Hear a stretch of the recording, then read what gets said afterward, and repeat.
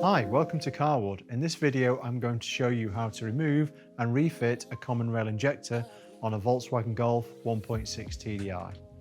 Like every vehicle, there are some nuances with this engine. I'll point these out as we go, but this will give you a good, high-level workflow for any injector removal and refit job. Just remember to consult the manufacturer's service manual for the specifics for the vehicle you are working on. One thing that never changes is the need to wear the correct PPE, including gloves and eye protection. You also need to check there is no residual pressure in the fuel system. With the engine off, but with the ignition switched on, connect a diagnostic tool and read the rail pressure data. For the purpose of this video, the rail pressure is already at 0, so we're safe to open the system. Anything above 0 and you'll need to initiate a rail pressure bleed to depressurize the system to a safe working level. The process for doing this varies by system, so again check the service manual for exact instructions. Okay, so we're safe to start work. We can now switch off the ignition and remove the keys. It's also good practice to disconnect the battery as well. This vehicle uses a shared clamping arrangement between two injectors, so it will be necessary to remove both injectors even if you're only replacing one. Clean around both injectors to remove any dirt, debris or other contaminants from entering the system. At such fine tolerances, even the smallest amount of dirt or water can cause premature wear and tear to system components. Okay, that's all cleaned down. We're now going to remove the electrical plugs on the injectors, like so. That will now give us access to the back leakage connections, so we can then move that out of the way to get to the high pressure pipe. Next, remove the high pressure pipe. Discard and cap the outlet from the high pressure outlet on the rail.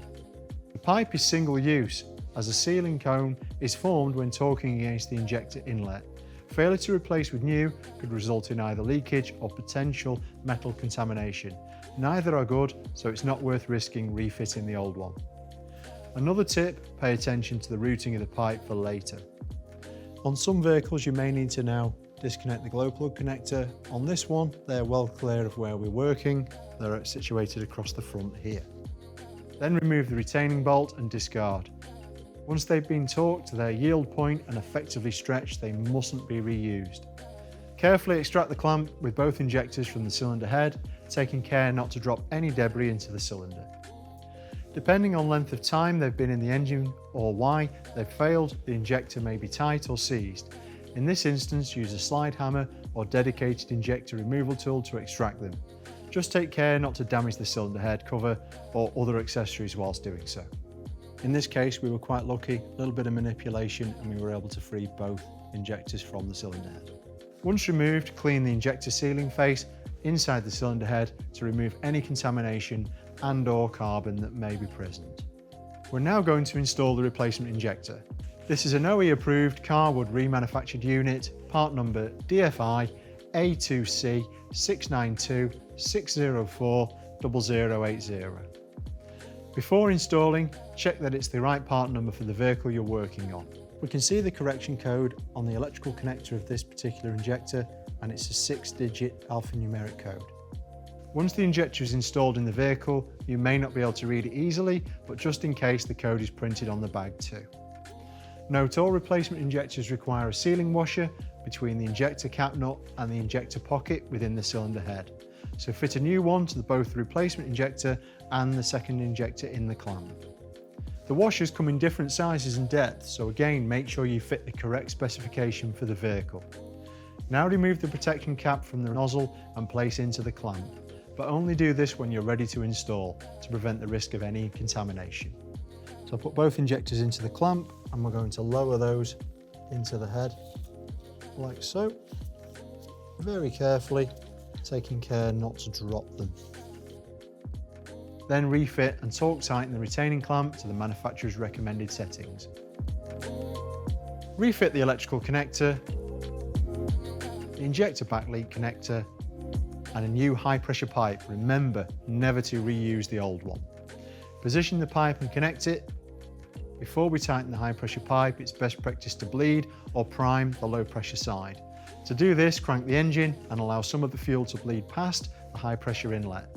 This will remove any trapped air from the system. Okay, so we're going to run the bleed procedure. Ignition on, engine off, and run the procedure.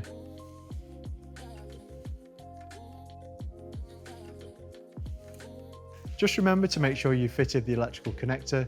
You can now tighten the high pressure pipe at both the high pressure rail and the injector inlet port. First by hand to avoid cross-threading, then torque it to the manufacturer's specification. In this case, it's 35 Newton meters. To ensure that the timing and quantity of the fuel are realigned for optimum engine, fuel and emissions performance, we're now going to reprogram the injector code into the ECU. To do this, grab your keys and turn the ignition on without the engine running.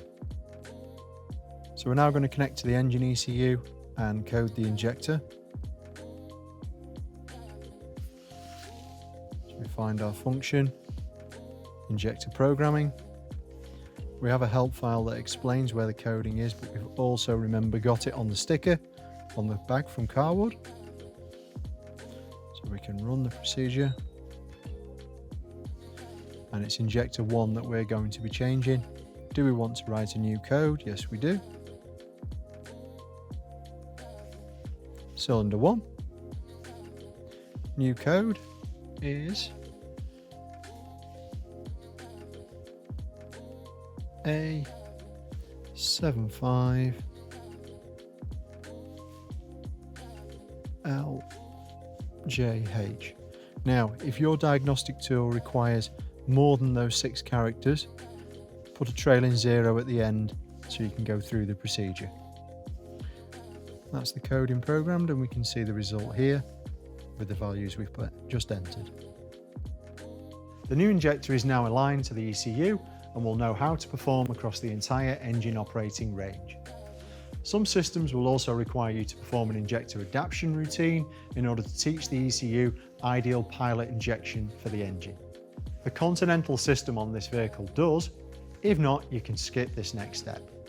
The adaptation process should be performed on a test drive, but I'm going to talk you through it instead.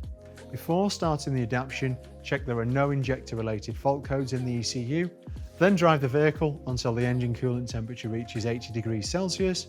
Once you're at the right temperature, select third gear, increase the engine speed to 3000 RPM and allow it to naturally decelerate to 1500 RPM. Unless you need to, don't press the brake pedal during this step as it will cancel the adaptation. Repeat the RPM change a further 2 times, 3 in total. The ECU will run the self-adaptation. Fluctuations in RPM, engine noise and temporary rough running are normal. On completion, the learnt values will be stored permanently and the vehicle can now be driven as normal. Back in the workshop, you can now let the engine idle and check that it's running as it should, the rail pressure is stable and there are no misfires or fault codes. And that's it, we've successfully installed, reprogrammed and in this case adapted a new injector. Thanks for watching and check out carwood.com/installer-hub for more how-to videos.